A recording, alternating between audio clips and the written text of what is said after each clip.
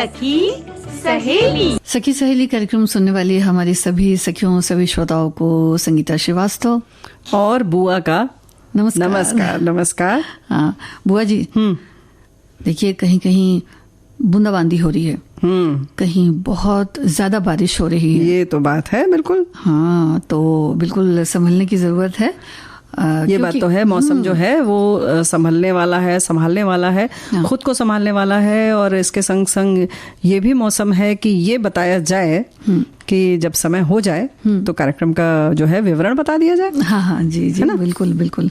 तो पड़ोसी धर्म का पालन कैसे करना है, क्या करना है, ये हमारे श्रोता भी बता रहे हैं। बिल्कुल। और हम भी इस विषय में बातचीत करेंगे। और विश्व जूनोसिस दिवस भी है बुआ जी। बिल्कुल। आज है पर्यटन स्थल की बात, तो चलेंगे फूलों की घाटी जो उत्तराखंड में है। और वहीं जब हम बात करते हैं वो दिन याद करो, तो बहुत सारी चीज़ें तमाम जो है हमारे आंखों के सामने चित्र आ जाते हैं जो हमने गुजारे हैं और जो गुजार के अब हम आगे आ गए हैं। बहुत हद तक हमने विकास कर लिया है ऐसा कहते हैं, लेकिन फिर भी याद आती है वो उखली, वो मूसल और सिलबट्टे वाले दिन, है ना? तो ये दिन भी याद रखने चाहिए। बिल्कुल। जब अच्छी खासी एक्सरसाइज हो जाया करती थी बुआ जी, और उससे जुड़ी हुई बहुत सारी बातें भी हैं कि किस किस तरीके से किसको कितना आता था और कौन उसमें बहुत मतलब कह सकते हैं पारंगत था, और कुछ लोगों को अंत तक नहीं आया, तो नहीं आया सिलबट्टा पे काम करना, है ना? जी। और आज विश्व जूनोसिस दिवस है। तो ये फ्रांसीसी जीव वैज्ञानिक लुई पाश्चर की याद में मनाया जाता है। इस दिन की शुरुआत 6 जुलाई 1885 से हुई, जब लुई पाश्चर ने रेबीज वायरस के खिलाफ पहला टीका सफलतापूर्वक बनाया, जो एक जेनेटिक बीमारी है। जूनोस भी इसे कहते हैं। जूनोस संक्रामक रोग, वायरस, बैक्टीरिया और परजीवी है जो जानवरों से मनुष्यों में फैलता है। तो बिल्कुल बैक्टीरिया है, कवक है, परजीवी और मच्छरों से प्रेरित जूनोटिक रोग है। इसमें बहुत सारे इबोला है, जैसे स्वाइन फ्लू, इन सब का नाम श्रोताओं आपने ज़रूर सुना होगा। और इंसेफेलाइटिस है, और कोविड-19 है, और जिसमें कि जाहिर है कि हम सब बहुत तेज़ी से प्रभावित हुए और प्रभावित हो भी रहे हैं। बहुत सारी चीज़ें और भी हो रही हैं जो कि परजीवी मच्छरों से होती हैं, बैक्टीरिया से होती हैं, कवक से होती हैं, फंगस इन्फेक्शन आपने देखा ही होगा।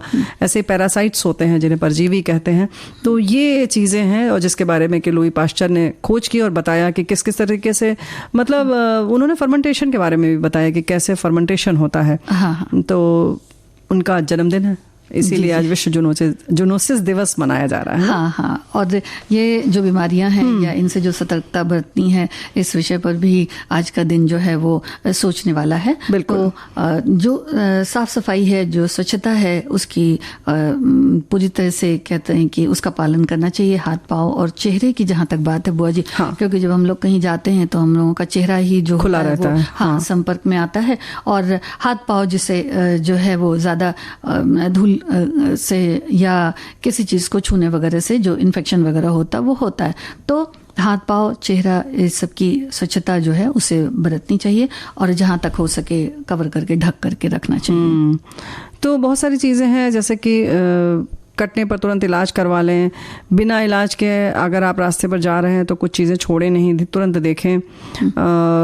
कोई अगर बीमार है तो कुछ चीज़ों का जो डॉक्टर परहेज़ बताता है उसका ख्याल रखें, क्योंकि बहुत सारे इसमें जो बीमारियां हैं वो संक्रमण से होती हैं, यानी छुआछूत से होती हैं, छूने से फैलती हैं। तो ऐसे में जो डॉक्टर बताए, जैसे कि साथ में अगर खाना खाने से मना कर रहे हैं तो वो करें आप। फिर जैसे कि बर्तनों को, मतलब जानवरों से ख़ास तौर से होती हैं तो उनके बर्तनों को आप ना लें। जानवरों के बर्तनों में जो है ना वो ग्लव्स पहनकर तब उसकी सफाई आदि करें। उनके जो भी काम करें तो थोड़ा दस्ताने आदि पहने। और अगर जानवर जो भी आपने पालतू जानवर रखे हैं और अगर वो आपके बिस्तर पर कहीं बैठ रहे हैं तो उसकी साफ सफाई का ज़रूर ख्याल रखें। हाँ, क्योंकि बोलने के बाद भी क्या होता है बुआ जी, डॉक्टर सलाह तो जरूर देते हैं, जरूर देते हैं, लेकिन बाद में फिर ये होता है कि भाई लापरवाही कहीं ना कहीं बरती जाती है। तो पूरी तरह से मानना ही चाहिए। चाहिए, जैसे उसके पीने का पानी है, खाना है, इन सब चीज में स्वच्छता तो रखें वैसे भी, क्योंकि जानवर बीमार ना पड़े। अगर आपने उसे पाला है तो जाहिर है कि दिलो जान से आप प्यार करते हैं उसको, है ना। और उसकी जगहों को स्वच्छ रखें, जैसे अपने बच्चों को टीका लगवाते हैं वैसे उन्हें भी टीका लगवाएं, उनकी नियमित जांच करवाएं। तो उनके स्वास्थ्य का ख्याल रखेंगे तो कहीं ना कहीं हम भी स्वस्थ रहेंगे। जी जी, है ना। और जरूरत से ज्यादा जब प्यार करते हैं तो फिर साथ में फिर खाना वाना भी हो जाता है, कभी खिला देते हैं। तो उतना कहने का मतलब कि वो जब घर में घुल मिल जाते हैं ना बुआ जी, तो इतना प्यार हो जाता है कि फिर पता नहीं चलता कि कहाँ थोड़ी सी सावधानी बरतनी चाहिए। बिल्कुल नहीं, ज्यादा सावधानी बरतनी चाहिए। अब अच्छे से प्यार करें, लेकिन जैसे तुमने कहा कि जूठा आदि खाने की बात तो बहुत दूर की, अगर आपने प्यार भी किया तो उसके बाद अपना हाथ जो है वो साबुन से साफ कर लें, या जिस जगह उसे कहीं चाटा है या बैठा है तो उसकी भी साफ सफाई अच्छी तरीके से कर लेना चाहिए, है ना। जी जी, क्योंकि लार में ही होते हैं सब, तो इलाज वगैरह जो है वो डॉक्टर की सलाह से कराएं। साथ ही साथ जो बर्तन वगैरह हैं या जो चीजें हैं उसको ग्लव्स वगैरह पहन करके अगर साफ करें बुआ जी, तो ज्यादा अच्छा है। और पीने का पानी, खाना वगैरह, इन सब चीजों में तो स्वच्छता जैसे हम सब अपने लिए बरतते हैं वैसे ही जानवरों के लिए भी बरतना चाहिए। तो भाई देखो, ऐसा है ना कि जन्म लेना तो पड़ता है कई बार, लेकिन कुछ जगह ऐसी होती हैं कि वहां जाकर लगता है कि हमें कई बार आना पड़ेगा यहाँ, है ना। और फूल भी बड़े सुंदर सुंदर से होते हैं। नहीं, कभी कभी समंदर का किनारा भी ऐसा होता है, लहरें ऐसी उठती हैं कि लगता है ये हमें बुला रही हैं। और कई घाटियां ऐसी होती हैं, कई ऐसी तराई होती है, कई ऐसे पर्वत होते हैं जहाँ लगता है कि बार बार आया जाए, है ना। मन नहीं भरता बिल्कुल। बिल्कुल। तो चलें क्या बुआ जी? हाँ बिल्कुल चलें। तो फूलों की घाटी उत्तराखंड की तरफ चलते हैं। वैसे भी आजकल मौसम भी कुछ ऐसा ही हो रहा है। तो फूलों की घाटी एक भारतीय जो राष्ट्रीय उद्यान है, जिसे 1882 में स्थापित किया गया, उत्तराखंड के चामोली में स्थित ये बेहद दुर्गम और प्राकृतिक सुंदरता से भरपूर स्थान है। ये घाटी पुष्पावती नदी घाटी में बसी हुई, जो गढ़वाल क्षेत्र में जोशी मठ के पास ब्युंदर गंगा नदी के ऊपरी विस्तार में है। ये क्षेत्र हिमालय के जास्कर श्रृंखला पर स्थित है। आंतरिक हिमालय की घाटी की होने की वजह से संगीता बिटिया, यहाँ पर आमतौर पे जो मौसम है वो शुष्क रहता है। जैसे कहते हैं ड्राइनेस रहती है, जैसे सर्दी आती है तो हम लोग के हाथ पांव कैसे शुष्क होने लगते हैं, ऐसे ही यहाँ पर भी रहता है। लेकिन जून से सितंबर तक वर्षा खूब होती है और निचले बादल और मौसम पर धुंध का असर रहता है और तापमान कम हो जाता है अप्रैल से जून के बीच में। अक्टूबर से मार्च के अंत तक यहाँ की वादियाँ बर्फ से ढकी रहती हैं और इस क्षेत्र को अंतर्राष्ट्रीय स्तर पर मान्यता प्राप्त है। हिमालय से हिम के पिघलने पर जो हिम नदी होती है, उनकी छोटी छोटी नदियाँ दूधिया स्वरूप में इस क्षेत्र से प्रवाहित होती हैं। तो जब इस बगीचे की तरफ आती होंगी तो वो और भी सुंदर लगती होंगी। तो ये क्षेत्र जो है वो अब बहुत ही प्राचीन है, जिसकी प्राचीनता या एक कह सकते हैं कि आध्यात्मिक पहचान है। ये भी वर्णित है कि श्री हनुमान जी भगवान श्री लखनलाल जी के लिए संजीवनी बूटी लाने इसी जगह पर आए थे और श्री देवादिदेव महादेव अपने गणों के साथ अक्सर यहाँ विहार करने आते हैं, ऐसा भी कहा जाता है। तो इस क्षेत्र में अतुल्य प्राकृतिक संपदा और बहुत सारी जो जड़ी बूटियां हैं और वनस्पति वगैरह जो जिनकी बात है, अलग अलग जीवों की जो प्रजातियां हैं बुआ जी, वो बहुत ही अलग हैं यहाँ पर, क्योंकि तो फ्लोरा फोना जैसे कहते हैं ना कि यहाँ समृद्ध है पूरी तरह से। हाँ, ठंड की वजह से तो बिल्कुल भी वातावरण जो होता है उसी हिसाब से सारे पुष्प वगैरह खिलते होंगे या प्रजातियां होती हैं जानवरों। बिल्कुल। तो भाई इसीलिए तो फूलों की घाटी से कहते हैं। और फूलों की जो घाटी है वो यूनेस्को वैश्विक धरोहर स्थल भी है और ये फूलों के साथ साथ दुर्लभ और लुप्त प्राय जानवरों की भी घाटी है, घर है उनका, जिसमें कि नीली भेड़ है, लाल लोमड़ी है, एशियाई काला भालू है, हिम तेंदुआ दिखता है यहाँ पर, भूरा भालू दिखाई देता है, हिमालयी यानी कि हिमालयी मोनाल यानी कि जो मोर और नीलकंठ से मिलती जुलती प्रजाति है वो भी दिखाई देता है यहाँ पे जानवर।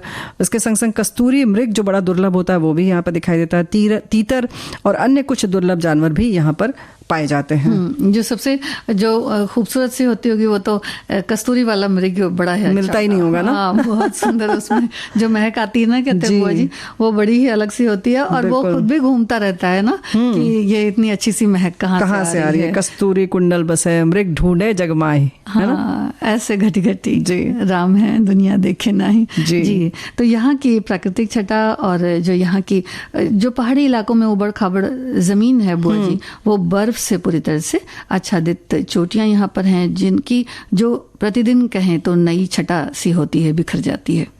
और यहाँ पर जैसे हम लोगों ने अभी पहले कहा कि बहुत सारे दुर्लभ जीव जंतु हैं, कुछ लुप्त प्राय हैं, जैसे ग्रे लंगूर है, उड़ने वाली गिलहरी है जो यहाँ दिखाई देती है, जो अब लगभग लुप्त प्राय है। काला भालू है, रेड फॉक्स है, हिमालयी नेवला है, गोरल है और तहर है, भरल है। ये सब जानवर जो हैं वो यहाँ पाए जाते हैं। और तितलियां, पीले बिल जिनको कहते हैं, ये भी एक तरह के कोई पंछी है। लाल चोंच वाले कफ, मुनाल तीतर, पीले रंग के कटफोड़वे वगैरह, जो उन जगहों पर जाएं तो देखें तो वो हर पेड़ पे नजर आते हैं कि कुछ ना कुछ काम करते हैं, क्योंकि उनका स्थान है ना। हाँ, वो वहीं रहते हैं। हाँ, निचले और उच्च अल्पाइन पेड़ में जंगल जो है वो समृद्ध है। औषधीय पौधे यहाँ बहुत ज़्यादा पाए जाते हैं, जड़ी बूटियाँ बहुत सारी पाई जाती हैं, है ना। बहुत सारी जड़ी बूटियां भी हैं। और फूलों की घाटी उत्तराखंड राज्य वानिकी विभाग की देखरेख में है। जून से अक्टूबर माह तक यहाँ जाया जा सकता है। 4-5 महीने के लिए खुला रहता है। वैसे तो ये क्षेत्र बहुत प्राचीन है, पुराणों में भी इसका वर्णन मिलता है, लेकिन कालांतर में इस अति दुर्लभ और खूबसूरत स्थान को खोजने और उसके स्थान से बाहरी दुनिया का परिचय करवाने के लिए एक वहाँ पर कहानी प्रचलित है। फूलों की बात हो बुआ जी, तितली की बात ना हो तो फिर क्या है। तो हमारी एक श्रोता ने भी लिखा है कि फूलों की घाटी नंदा देवी राष्ट्रीय उद्यान, फूलों की घाटी का जन्म पिंडर से हुआ है, जिसे पिंडर घाटी या पिंडर वैली भी कहते हैं। पिंड जोड़ घाटी, पिंड का अर्थ हिम और घाटी का अर्थ पहाड़ों का क्षेत्र, जहां महादेव भगवान शिव का निवास होता है, जो मुख्य रूप से चामोली जिले के पिंडर घाटी का ही क्षेत्र है जहां पर ये स्थित है। इस बारे में लिखा इन्होंने। भाई, लेकिन गीत से पहले तो हमने ये कहा था कि कैसे इसकी खोज हुई, ये बताएंगे। हाँ, तो 1931 में कुछ ब्रिटिश पर्वतारोही एक सफल अभियान से लौट रहे थे। इनमें फ्रैंक एस स्मिथ, एरिक शिफ्टन और आरएल होल्सवर्थ ये भी थे। तो अभियान से लौटते समय कुछ रास्ता भूल गए और पहुंच गए सुंदर घाटी में जो फूलों से भरी थी। तो इस क्षेत्र की रमणीयता जो है उन्होंने देखा और बड़ा आश्चर्य हुआ। प्यारे प्यारे रंग बिरंगे फूल, पूरी घाटी जो है वो उसी से सुशोभित थी। तो चूंकि इस घाटी ने इन सब का दिल जीत लिया, हाँ, तो इसे इन्होंने नाम दिया फूलों की घाटी। जाहिर है इतने तरह के फूल वहाँ दिखाई दे रहे थे। और जहाँ तक फूलों की बात है तो बड़े उसके जो बॉटनिकल नेम है वो तो अलग है, लेकिन फिर भी रंग बहुत प्यारे प्यारे होते हैं। जैसे कि उसमें बैंगनी भी होता है, केसरिया भी होता है, और जो तरह तरह के उसके जो खूबसूरती होती है ना वो बिल्कुल अलग होती है। जैसे कि हिमालय बेल फूल होता है, बैंगनी रंग का भी कुछ होता है, कुछ गुलाबी रंग के होते हैं, और गुलाबी रंग में भी कुछ भूरा रंग लिए हुए होता है। ब्रह्म कमल भी होता है यहाँ पर, सुंदर पुष्प होता है। और इसी तरीके से मतलब जिसको कहते हैं ना कि कई जैसे कि मंजिलों वाले जब ऐसे होते हैं ना, वैसे भी वहाँ फूल होते हैं। तो वाकई जो फूलों की घाटी नाम दिया तो यूं ही नहीं दे दिया, वाकई वहाँ के रंग और फूलों का तरीका, पत्तियों का तरीका बिल्कुल अलग है। तो एक बार आप ज़रूर जाइएगा, लेकिन कैसे जाइएगा ये भी हम बता देते हैं। चमोली ज़िले का ये अंतिम बस अड्डा है जो गोविंद घाट से 275 किलोमीटर की दूरी पर है, और यहाँ से भी आप जा सकते हैं। देहरादून और गोविंद घाट के हवाई अड्डे तक आकर यहाँ से जाया जा सकता है ना। और गढ़वाल में जोशी मठ से भी जाया जा सकता है। सड़क मार्ग से इन सभी जगहों से जाया जा सकता है। मतलब इस जगह पर खास सड़क मार्ग भी खुलता है फूलों की घाटी के लिए, लेकिन यहाँ पास आकर आपको काफी थोड़ा पैदल भी चलना पड़ता है। और काफी थोड़ा कितना मतलब एक अच्छा खासा समझ लीजिए। हाँ, जाहिर है कि इतने ढेर सारे फूल हैं, तो आपको अगर केवल घाटी के अंदर आप पहुंच भी गए तो जाहिर है कि जब आप घूमने जाएं तो चलने से परहेज ना करें, बल्कि स्पोर्ट शूज पहनकर जाइए ताकि आप खूब अच्छी तरीके से घूम सकें। क्योंकि भाई फूल जहाँ पर हैं वो बहुत नाजुक होते हैं, तो आपको पैदल ही चलकर देखना पड़ेगा। और बहुत विशाल स्थल में है, मतलब एरिया बहुत बड़ा है। तो इसके संग संग यहाँ पर गंगरिया में रुकने की व्यवस्था आप करना चाहें तो रुक सकते हैं। जुलाई से सितंबर के बीच जाइए। वर्षा, बादल और सुहावना मौसम जो है वो यहाँ के फूलों की रंगत को और खूबसूरत कर देता है ना। और ऋषिकेश से गोविंद घाट या ऋषिकेश से जोशीमठ के लिए बस भी चलती है। अच्छा। और गंगरिया से हेमकुंड साहिब तक भी जा सकते हैं। वहाँ की दूरी है 6 किलोमीटर, और यहाँ से भी आप यहाँ से भी जा सकते हैं। हाँ बिल्कुल, फूलों की घाटी में जा तो भाई देखो, जहाँ चाह वहाँ राह। तो भैया आप चाह बनाइए, यानी अपनी इच्छा करिए तो पहुंच ही जाएंगे आप। हाँ बिल्कुल। फूलों की घाटियों में जाएंगे बुआ जी तो फिर बहारें ही बहारें होती। लेकिन हमारे साथी ने लिखा है कि बरसात में भाई जगह जगह रास्ते टूटे रहते हैं, थोड़ा सतर्कता जरूरी है। जी जी बुआ जी। हाँ, अगर बोलचाल ना हो तो फिर जिंदगी कटना बड़ी मुश्किल हो जाती है। तो इसीलिए तो इतना बोल रहे हैं। देखो हम तो इतने दूर दूर हमारे साथी बैठे हैं, हम बोले जा रहे हैं, बतियाए जा रहे हैं, हमारे साथी भी तरह तरह की बातें लिखकर भेज रहे हैं। हाँ। तो इसीलिए तो बोलचाल करते हैं और इसीलिए हम आ जाते हैं हर सोमवार से लेकर शुक्रवार तक 3 बजे से 4 बजे तक। हाँ, हमारे देखिए अभी मैं कहने वाली थी, हमारे एक पड़ोसी ने लिखा। हाँ, तो पड़ोसी ने देखो बहुत बड़ी अच्छी बात लिखी है। रुको रुको, देखो इससे शुरू करते हैं। एक अच्छा पड़ोसी हमेशा कश्मीरी मिर्च की तरह होना चाहिए। अच्छा। न बहुत तीखा यानी लड़ाकू, न बहुत फीका यानी उदासीन, न अच्छे फ्लेवर वाला, अच्छी लाइफ जीने वाला, अच्छे रंगत वाला, साथ में रहे तो आपकी वैल्यू बढ़ा दे। नहीं, ये अच्छे फ्लेवर वाला होना चाहिए, इनका कहना है। यानी अच्छी लाइफ जीने वाला होना चाहिए, अच्छे रंगत वाला होना चाहिए, यानी साथ में रहे तो आपकी वैल्यू बढ़ा दे, थोड़ा महंगा, ये आपको प्रेरणा देता रहता है। फाइनली कश्मीरी मिर्च की तरह एसिडिटी, जलन, मुंह में आग लगाने वाला नहीं होना चाहिए।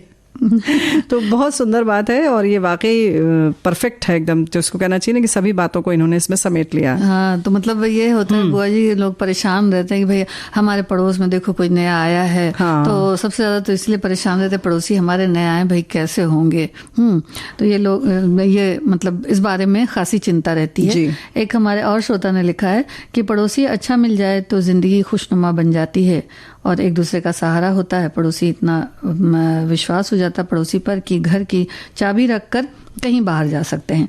समय हो तो बैठकर गप्पे मार लें, कुछ नया सीख लें, बना लें, खा लें। उसके बाद लेकिन अच्छा व्यवहार रखना दोनों को जरूरी है। यानी कि ये सब तभी संभव है जब पड़ोसियों के बीच अच्छा व्यवहार हो, अच्छा तालमेल हो। बिल्कुल सही बात है। तालमेल तो किसी के साथ भी हो तो अच्छा ही होना चाहिए। पड़ोसी धर्म का सुनिश्चित अनुपालन ही मानव जीवन का उद्देश्य है, क्योंकि सखा धर्म ही सब धर्मों का मूल है। किंतु अपने में ही हम इतने व्यस्त हैं, पूरी दुनिया ही मुट्ठी में कर लेने की होड़ में, कि इन धर्मों से लोग दूर ही होते जा रहे हैं। जबकि कोई भी घटना होने पर सबसे पहले पड़ोसी ही काम आते हैं, है ना। अब तो दूर होते जा रहे हैं। हाँ, वही तो ये कह रहे हैं ना कि अब वो धर्म जो है हमने कहीं ना कहीं छोड़ दिया है। तो इस पर भी ध्यान देने वाली बात है। एक और हमारी श्रोता ने लिखा है कि आज सुबह से ही पड़ोसी के छत मरम्मत का कार्य चल रहा है। खटपट से इतना अधिक शोरगुल है कि रेडियो सुनना मुश्किल है। हम पड़ोसी धर्म निभा रहे हैं पर पड़ोसी को इससे कोई फर्क नहीं पड़ता। घर के लोग बोले कि पानी बहुत ज्यादा आहते में गिर रहा है। पड़ोसी ने जवाब दिया, क्या कीजिएगा, थोड़ा बर्दाश्त कीजिए। तो बर्दाश्त करना पड़ेगा। हाँ, तो वही बात है ना कि हो सकता है यही स्थिति कभी आपके यहाँ हो जाए तो दिक्कत तो होती है दूसरे को। हाँ। लेकिन हाँ, कुछ लोग हैं कि थोड़ी परवाह करते हैं, उसकी कोई और व्यवस्था कर लेते हैं। लेकिन कुछ लोग इस बात की परवाह नहीं करते कि आपके एयर कंडीशन का पानी कहाँ बह रहा है, या आप कूलर में पानी भर रहे हैं तो अगर ज्यादा भर गया तो गिर रहा है, तो वो कहते हैं अरे अब तो गर्मी में है तो और कैसे भरे। गमले भी तो लगा देते हैं। कुछ लोग होते हैं कि वो कहते हैं कि नहीं हम आगे से ध्यान रखेंगे, आज गलती हो गई, और फिर आगे से ख्याल भी रखते हैं। तो छोटी छोटी चीज़ों का ख्याल रखना बहुत ज़रूरी है। वैसे भी जैसे कि पड़ोसी धर्म इसलिए भी बहुत ज़रूरी है। पड़ोसी धर्म यानी कि आप अच्छा व्यवहार रखें, क्योंकि समय पर वही काम आते हैं। बिल्कुल आपके सबसे नज़दीक के वही रिश्तेदार हैं, कह सकते हैं। गुजराती कहावत है, हमारे साथी लिख रहे हैं कि पहले सगो पड़ोसी, मतलब हमारे सगे संबंधियों से सबसे ऊपर और पहला सगा पड़ोसी ही होता है। क्योंकि हमारे यहाँ जब भी कोई बीमार हो जाए, कोई आकस्मिक घटना या दुर्घटना हो जाए, तब सबसे पहला पड़ोसी ही पहुंचेगा और काम से आता है। बाकी सगे संबंधी तो दूर से ही, मतलब दूर से हैं तो देरी से ही पहुंचेंगे।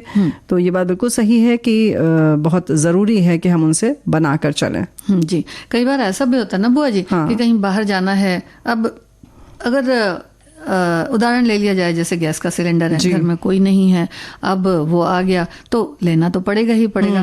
तो कुछ एक काम ऐसे हो जाते हैं कि जिन्हें दूर के लोगों पर बिल्कुल छोड़ा नहीं जा सकता। तो जो जरूरी होता है, जैसे कि हमारे एक श्रोता ने लिखा कि भाई चाबी भी कभी कभी देनी पड़ती है। हाँ, रोजमर्रा की जिंदगी में तो ये सब चीजों की जरूरत पड़ती ही है। हाँ, तो इस वजह से भी थोड़ा ध्यान देने वाली बात है। लेकिन अक्सर ये देखा जाता है कि संपर्क जब हम पड़ोसियों से साधते हैं या मदद मदद के लिए आगे आते हैं। तो कभी कभी पूरा परिवार होता है बुआ जी, कभी पड़ोसी ऐसे भी होते हैं कि अकेले दंपति नजर आते हैं या बिल्कुल कोई अकेला भी होता है।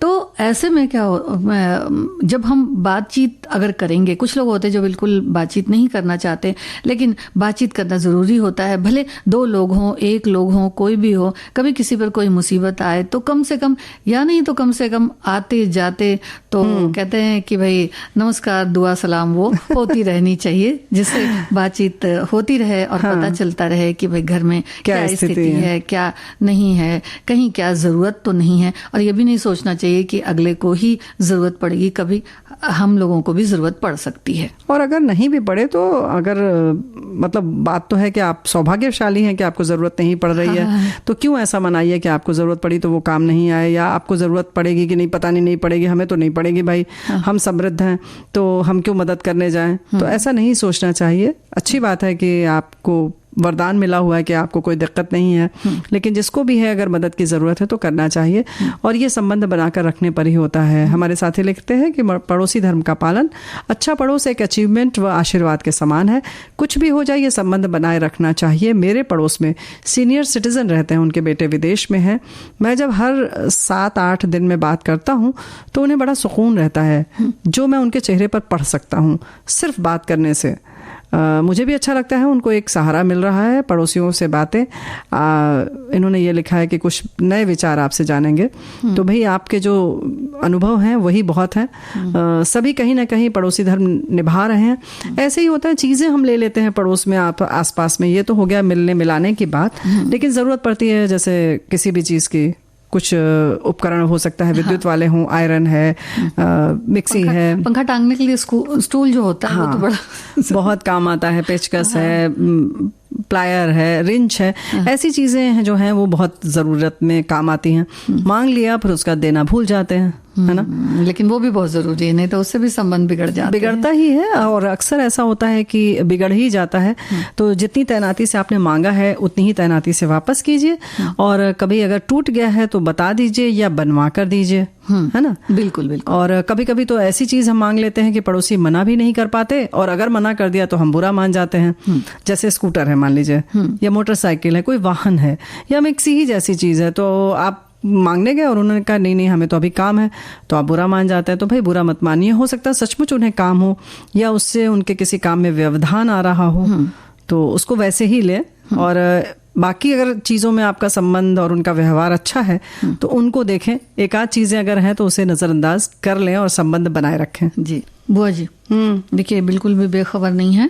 एक हमारे श्रोता लिखते हैं कि पड़ोसी को हम कैसे भुला सकते हैं। जिंदगी के हर पड़ाव में पड़ोसी ही हमारे साथ देने से पीछे नहीं हटते। इसी तरह हमें भी दुख सुख में अच्छा पड़ोसी धर्म निभाना चाहिए।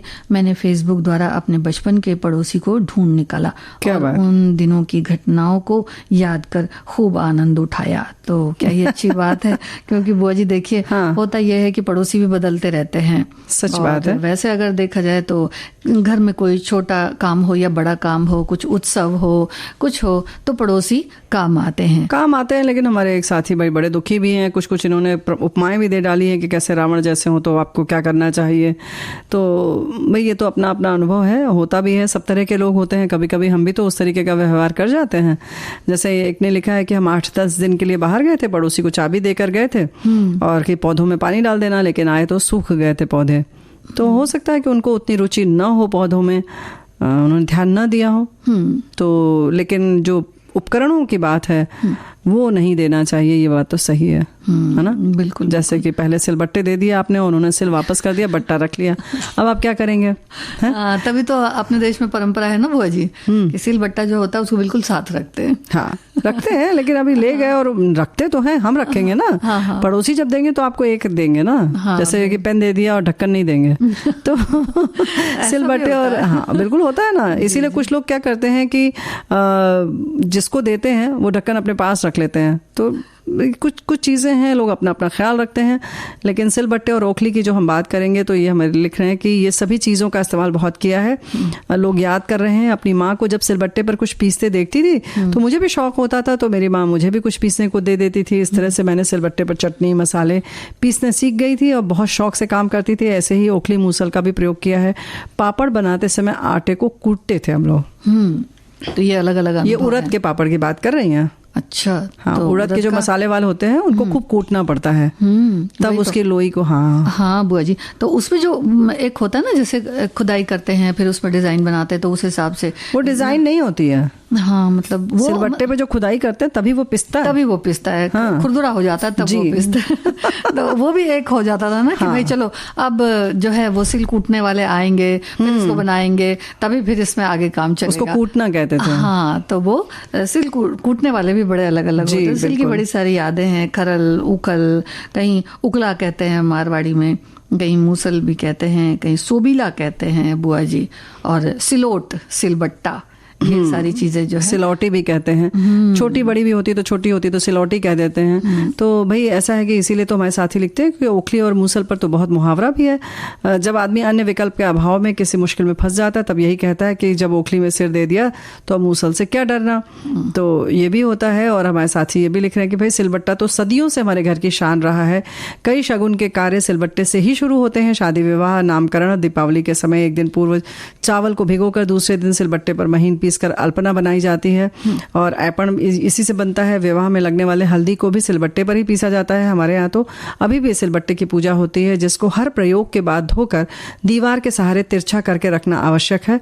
खड़ा नमक डालकर हरी धनिया पुदीने की चटनी सिर्फ सिलबट्टे पर पीसी हुई अच्छी लगती है। और उसका स्वाद भी बिल्कुल अलग होता है, तभी तो अच्छी लगती है। हाँ। तो बुआ जी जो गोल होते हैं कई कई जगह पे, जैसे अब वहाँ दक्षिण भारत की तरफ अगर देखा जाए तो बड़े गोल गोल से होते हैं, जिसमें वो चावल वगैरह पीसा करते हैं। डोसे वाला बैटर पीसते ना। हाँ। तो वो जैसे कि कढ़ाई जैसा होता है, बल्कि बाल्टी जैसा कहिए, और उसमें छोटा सा बस बट्टे की गोलाई जैसा होता है और गोल गोल सा मूसल होता है। तो उसमें जैसे हम लोगों की तरफ क्या होता है बुआ जी, चक्री लंबा होता है। तो उसको हम लोग पत्थर पे ऐसे पीसते हैं, लेकिन वो ऐसे ऐसे घुमाते हैं, उसको जो बट्टा होता है उसको घुमाते हैं तो वो उसमें पिस जाता है। तो ये अलग अलग तरह के होते हैं। वैसे हमारे साथी ये भी लिख रहे हैं कि सिलबट्टे पर बहुत चटनी और पालक पीसा है। हमको ही दिया जाता था पीसने को जब हम छोटे थे।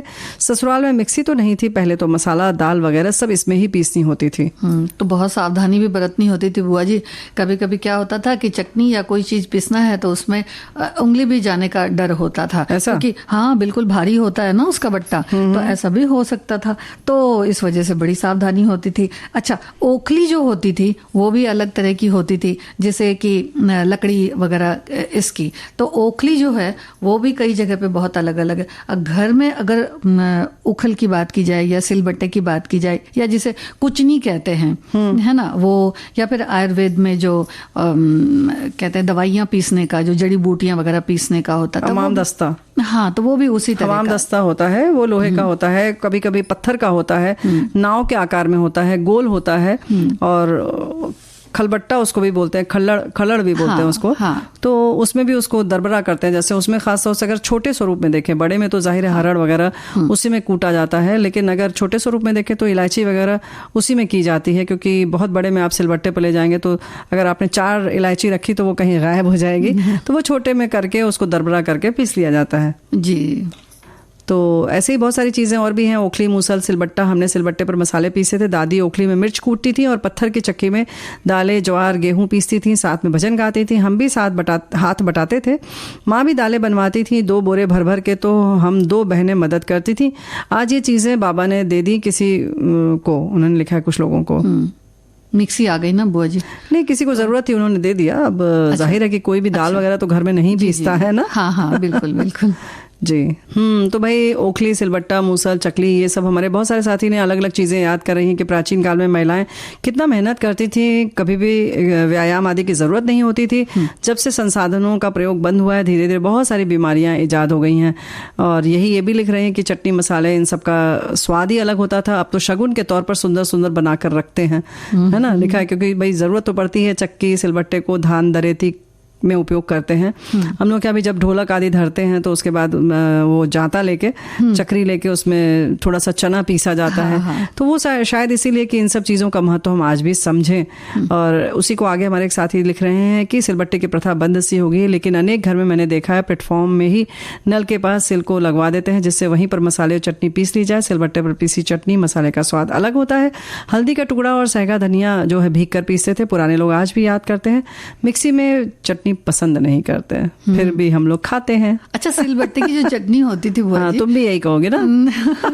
वो थोड़ी सी दरदरी सी होती थी, बिल्कुल भी एकदम महीन सी नहीं होता। इसमें क्या होता है कि बिल्कुल मिक्सी में तो बिल्कुल महीन हो जाती है। छोड़ दिया करो ना थोड़ा सा उसमें से काट काट के धनिया।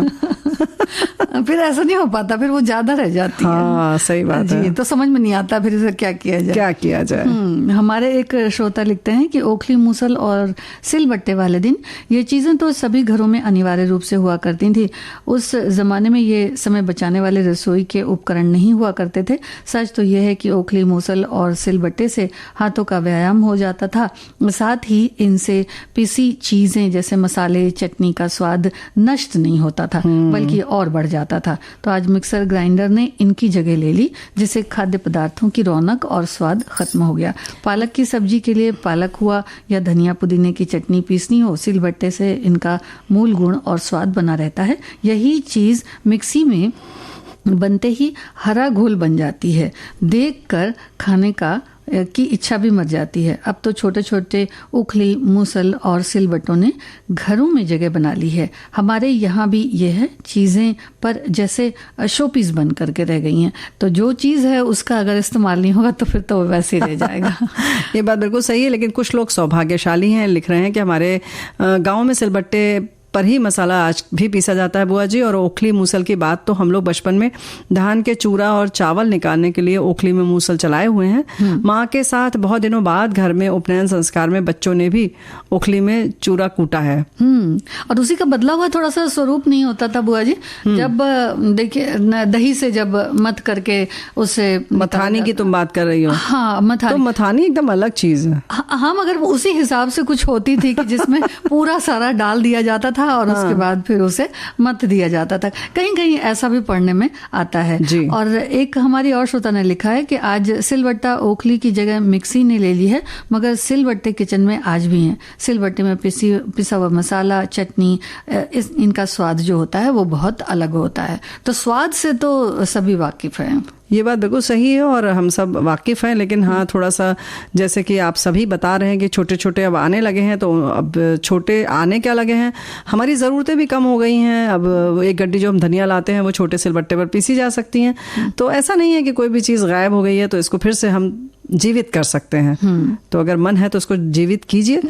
लेकिन यादों की जब बात आती है तो हमारे एक साथी लिख रहे हैं कि आप लोग जब ये सब बातें कहती हैं तो बिल्कुल पुरानी बातें याद आ जाती हैं, लेकिन जो हमने पड़ोसी धर्म की बात कही उसमें हमारे एक साथी को एक और बात याद आ गई कि एक बार हमने पड़ोस में अपने वो उनके फ्रिज में 2 बोतल कोल्ड ड्रिंक रख दिया था। और जब वापस मांगने गए, क्योंकि हमारे घर में मेहमान आ रहे थे, और जब मांगने गए तो उन्होंने कहा कि आधी बोतल तो हमारे घर मेहमान आ गए थे, आधी बोतल हमने इस्तेमाल कर लिया है और इतनी ही बची है। तो बोले ऐसा भी होता है। तो लेकिन इस पे कहीं ना कहीं संगीता बिटिया हमें ये लगता है, ये बात हम इसलिए बता रहे हैं कि अच्छी बात है कि उनको जरूरत थी तो उन्होंने कर लिया। और आप क्या इतना खुलापन होगा, आपस में व्यवहार ऐसा होगा तब वो कर पाए। तो ठीक है, थोड़ा आपके मेहमान एडजस्ट कर लेंगे, है ना? कभी कभी कर लेना चाहिए। हाँ। बुआ जी, अब बिल्कुल भी घड़ी इजाजत नहीं दे रही है जी, तो विदा लेते हैं। हाँ, सभी को संगीता श्रीवास्तव और बुआ का नमस्कार।